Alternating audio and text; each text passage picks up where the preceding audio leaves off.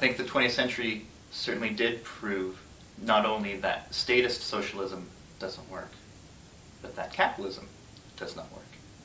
We currently live in an age of economic crisis recurring throughout the globe, and certainly the various experiments in so-called actually existing socialism have all been miserable, oppressive failures, which is exactly what anarchists at the time, when these various statist revolutions were coming about, were pointing out would be the inevitable result. So, in that sense, yes, the 20th century certainly showed that state forms of socialism, as well as capitalism, state capitalism, and so forth, are untenable and destructive.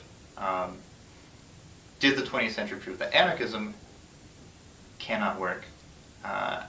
Absolutely not. What it did prove was that oftentimes totalitarian governments can crush anarchism. That's a very different conclusion than that anarchism doesn't work.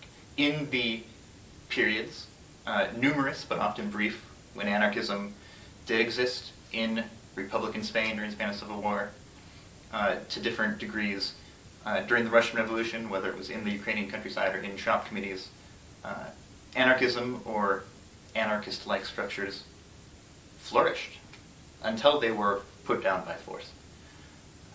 If you take a broader view of human history shows that human beings can live in anarchistic societies for thousands of years, which is what many human societies did prior to the modern era, which is sort of just a very brief period of time in the long stretch of history.